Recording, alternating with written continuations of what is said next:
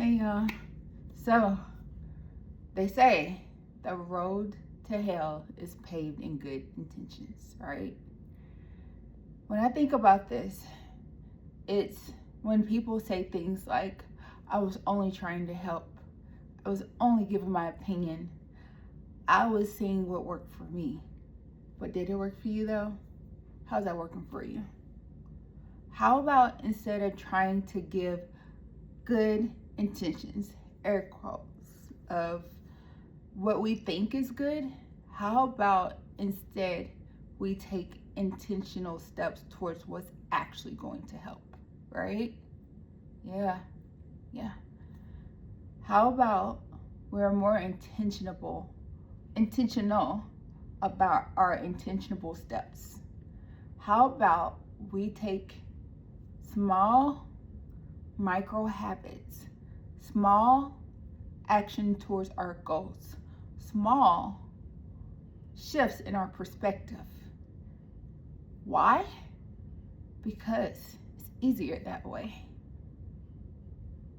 A lot of times in life, we try to make this huge transition into a mindset, a new way of being. New year, new me. I'm gonna work out for 12 hours in a day. Okay, you're gonna burn out. Yeah.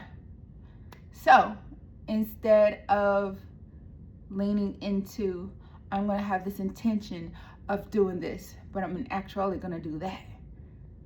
Let's shift the way we view the world.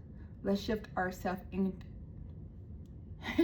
incrementally, small baby steps in the right direction. So instead of, I'm going to work out for 12 hours because I'm trying to be in the best shape of my life, start off with, today I'm going to set this alert for this timer I'm gonna set the alert for my time to work out. Then I'm going to set this timer to work out for 5 minutes. For 5 minutes, I'm going to be intentional with my actions in order to not only say I did it, but I'm going to be happy that I did it in a way that I can repeat, right? Okay. So now, every day at that time, if you can, do your 5 minutes. But the key to that is small increasing of the increments. So what does that look like? Easy. Too easy, actually. What you do is day 1, 5 minutes. Day 2, 5 minutes and 30 seconds. Day 3, 6 minutes. Increments of 30 seconds. You can do anything for 30 seconds. Most people can hold their breath for 30 seconds. It's gonna feel like a long 30 seconds, but you can do it, right? Yeah. So what's the snowball effect of this? It's because it's cumulative. You're actively retraining your brain to think of this task as something that you can do because you have proof that you can do it because you did it. And the more you do it, the easier it becomes to do it, right? Okay, you still tracking? Okay. And then your brain, your memory, it's gonna become ingrained. Now you know, not only can I do this, but I can do this in a way that is repeatable. Once you know that you can do anything over and over and over again, it becomes like riding a bike. So now you take this ideology of, I am the person who wakes up at this time and I work out for X amount of minutes. But each day I increase my endurance by 30 seconds. It may not seem like a big deal, but it is. It compounds. Compounds means it builds on itself because now you're rewiring your brain, your thoughts, your heart, your muscle memory to know that not only Can you work out for X amount of time, but you have the mindset of growth? Ha! That's the secret sauce of it all. When you have the mindset of growth, that means you can always do better. Your life is always improving. It's not always just cut and dry, but when I tell you that it will start to reflect in other areas of your life, you will definitely feel it. You won't just see it, you'll experience it, because now your brain has been rewired to try new things, to try hard things, to improve yourself in a way that lets you know, even if today I can only do this for 1 minute, tomorrow I'll be able to do this for 1 minute and 30 seconds. Day 3, I can do this for 2 minutes. So for every 3 days you're doing this activity, it's doubling. So you do the math. Eventually you'll be able to say, I can work out for 1.5 hours. I can work out for 5 hours. I can work out for 6 hours if I choose, right? And it's not because you burned fast and then you burnt out. It's because it was a slow burn. It was an intentional thing that you were actively working towards improving. It's like riding a bike. You can definitely teach yourself how to balance out the way you feel with what you do by doing the thing that's hard.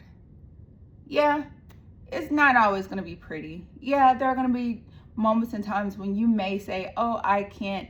That's your old programming talking. You can. You might not want to, but you can. If you got time to sit and gossip, if you got time to sit and lay around, if you got time to complain about everything that's wrong in your life, you got time to sit and focus on everything you can fix about yourself. You have time to sit here and say, I am grateful because I woke up. I am grateful because I no longer deal with X, Y, and Z. I am grateful because I gave my love, my energy to me, right? Okay. So how do you change the way you think?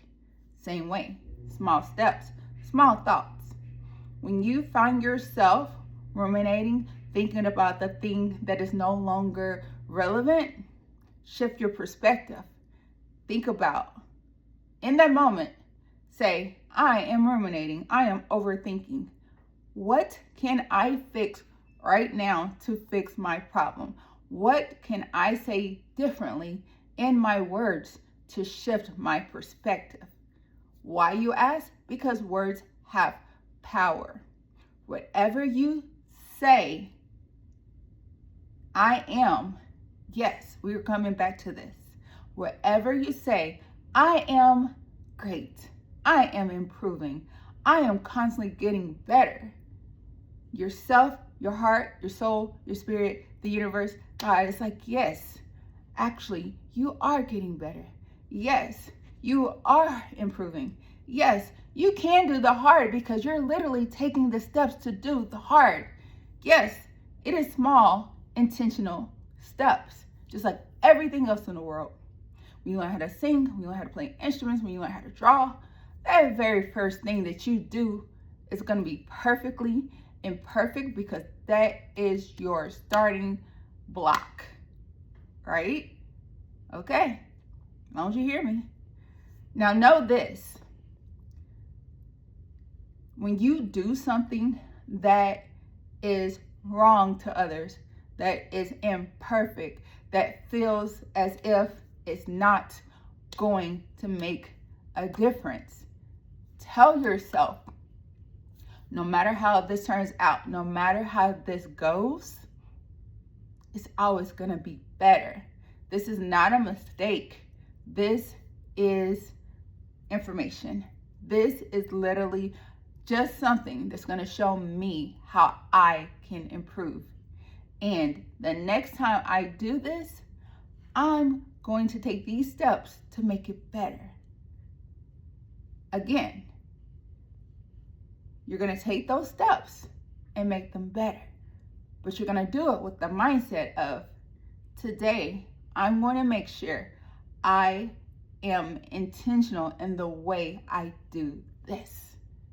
Not go with the flow, not should, coulda, woulda, not, dang, I messed it up. No, you didn't. No, whoa. That's negative. We're positive here. So when you take all these things, you're going to rewrite the way you think. It is subconscious. Those little incrementals, shoulda, coulda, wouldas, burn them away. Exchange them for, I did, I tried, I'm improving, I'm getting better, I can do this better. You can do this better, right? Yeah, you can. And it all starts with small incremental steps, small things, small shifts in perspective. Okay, so you're wondering, how am I supposed to shift the way I believe, I think, I move when everyone around me is negative? They're telling me, oh, you should have been here by now. Oh, you could have did this by now. Or if I were you, I'd have did it that way by now. Okay, here's the first hard truth of it all. If you don't like their life, why do you take advice from them? If they are miserables, why are you taking advice from them? Because they had intentions. Yeah. Some of that intention that they had was the intention that is paving the road to hell. Why is that, you ask? It's because misery loves company. People, I don't care what their life looks like on paper, love when they are not alone in their own negativity. It's like building sourdough bread every day. You got to give it a little bit of flour, equal parts flour and water. Stir and mess around, and it's going to build on itself. Eventually, you're going to have your own bread starter, which when you make your bread, it's going to help it expand and have that cool texture and that little flavor that's amazing, right? Yeah, I'm actively making sourdough bread. That's why I popped in my head. But look, digress back. So it's the same way with people. If you are intentionally trying to work on yourself, when you are intentionally improving the way you think, when you are intentional about the way you move, you're going to reflect a mirror onto the people who are comfortable with stagnation. That discomfort is gonna be reflective back at you when they tell you stuff like, oh, you think you better, why you don't think we good enough? Whatever that ends up being, just look, they're gonna say it, you're gonna hear it, and take that as a step to go, okay, I should move away from them because they don't see me how I see me. It's okay, disappear, back away. That's what I did. I said, so this is what we're doing today. Nah, I'm just gonna focus on me, myself, and I, because I don't like your life. You look sad. I'm not gonna be like you. I'm gonna be like me. And I moved accordingly. I know some of y'all are like, well, you haven't been making your content. Oh, but I've been working on myself even more. It's all exponential. It is all compounding. I never forgot how to get in front of the camera and emote my thoughts, feelings, emotions while looking at myself. I just took a break from the spotlight because I have nothing to prove. I also was recovering, and self-care looks like taking a step back. Self-care looks like saying no to the people who don't want the best for you. Self-care looks like distancing yourself from yo interactions. That's stressful. Yeah, take a break from anything, anyone that doesn't want you to improve, and you will feel better. Fun fact, when you make space in your life from the things that make you sad, you're creating an environment that is inviting for the things and the people who will make you happy. Now, happiness is innately from the inside and it radiates out. So, what you're actually attracting in life is the reflection of the energy that you give off. I realized that I am one of those people who now has a baseline of calm. So, yeah, I have my moments. Yeah, I'll say some stuff that's pretty reckless if it needs to be said.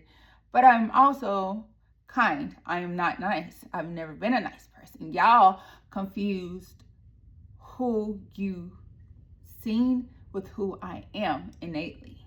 I've never been a nice person. I am a kind person until I'm not. But I also realized, Miss Maya Angelou says, when people show you who they are, believe them the first time. I think about this a lot now, not in rumination, but in reflection. I realized that when someone truly wants the best for you, then they're going to act in accordance with those thoughts, feelings, and emotions. But here's the caveat to that. People can only act in a way that is the best for you when they act in a way that is best for them. A lot of the people in your life who you feel like don't like you, they can't like you fully because they don't like themselves. They can't love you fully because they do not love themselves. It's not always the easiest thing to think of, but when you really think about how they self-sabotage, how they self-defecate, how they have the self-talk that is less than kind, it's because they have this inner voice in their head. Probably has nothing to do with them, of negativity, of doubt, of you should have did this better, or why are you acting like that, or why are you talking so much, or why are you doing it like that, you should do it this way, you should do it better.